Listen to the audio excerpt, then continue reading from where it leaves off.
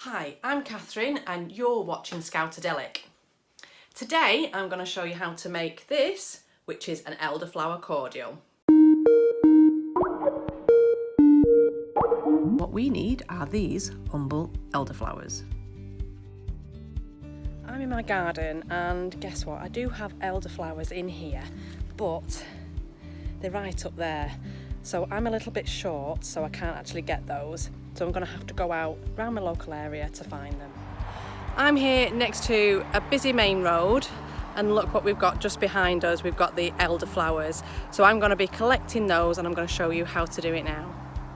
When we collect elderflowers, we're wanting to get the most light and fluffy ones that we can. So if we can see here, there's not many flowers and they've already started to produce those seed pods for the elderberries. So this one isn't worth it. So we look at the next one. This one's just about okay, but you can tell the difference if we come to this one.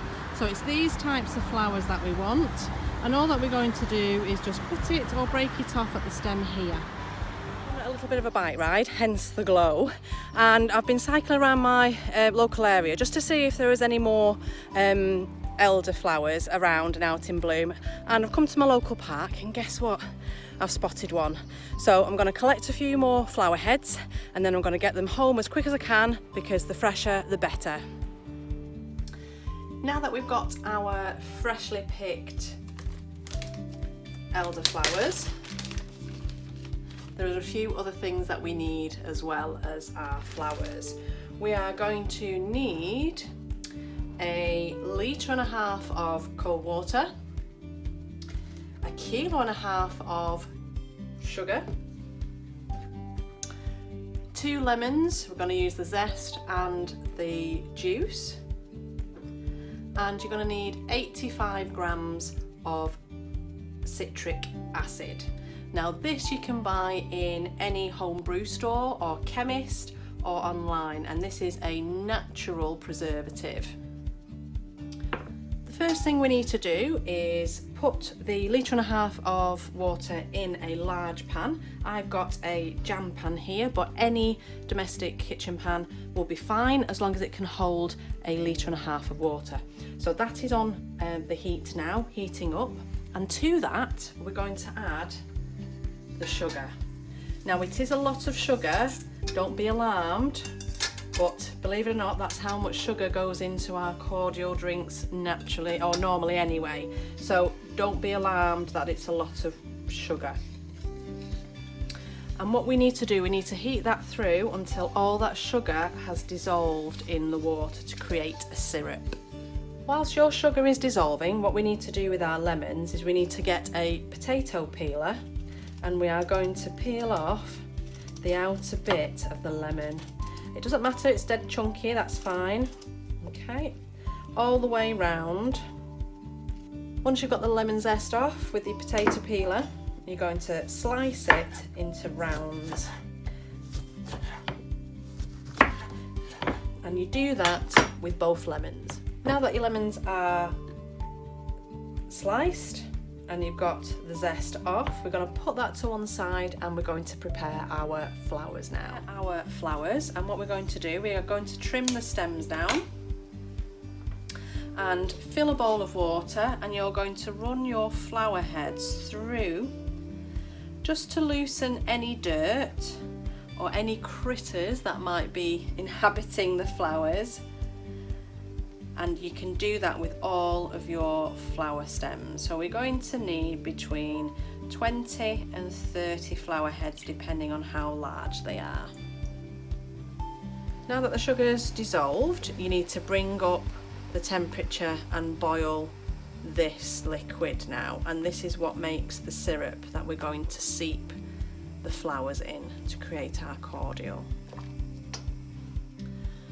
Now that our liquid has started to boil, we've taken it off the heat. Now remember, this is going to be really hot liquid and it will burn you if you get it on your skin. So I have got a pan stand to put this on because it is still hot, but this is where we need all the ingredients to come together. So I am going to now add the citric acid into the liquid and the lemons, so the lemon slices and the lemon zest, and I'm going to give that a quick stir round, and then we are ready to add our flowers. So they're all going to go in.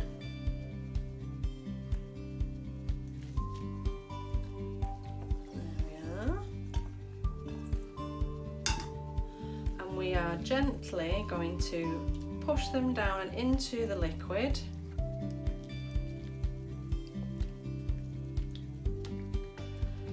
And we are going to let those seep for 24 hours. So ideally, you can just put a clean tea towel over the top and put it out of the way. It's 24 hours later and I'm ready to take a look at what's happened in the pan. So here we have it. I've just taken the tea towel off, and if we take a look in there, we have got a colour change to a slightly yellow colour, but that should have infused really nicely. Now that it's infused, what we're going to do, we're going to take a clean tea towel, maybe the one that you covered it with, and you are going to need a bowl and a colander or a sieve. What we're going to do, we're going to line the sieve with our tea towel, and that is going to sit in, let me show you a bit closer. So you've got your bowl with your sieve sitting in it, and then your tea towel sat in that too.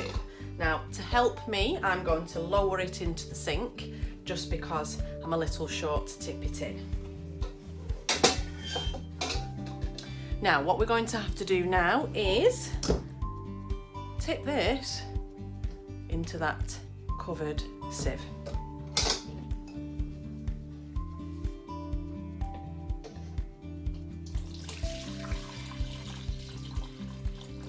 So what the tea towel does is it will collect all the bits that are left over, but let the liquid drain through.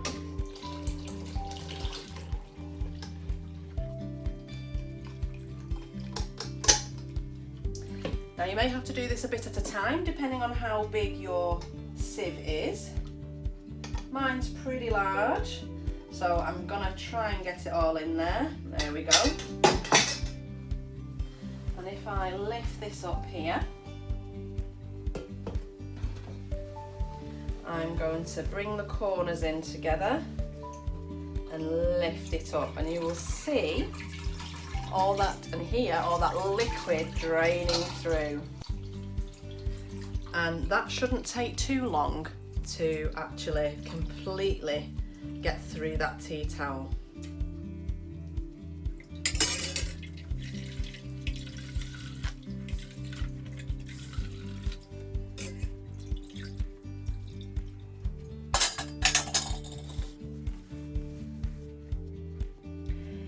Now that we've drained it through, we have the lovely yellow cordial, and we have all the bits that we've drained through our tea towel. These can just be discarded in the compost.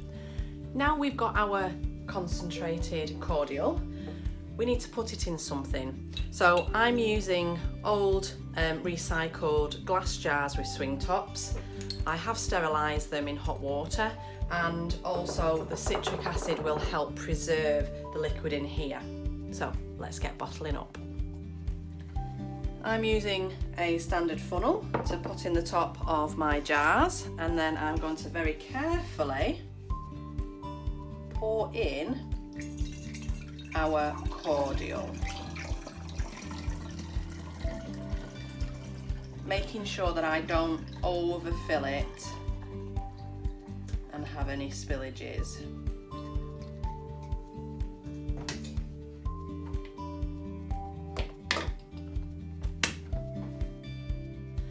And that is how you make elderflower cordial.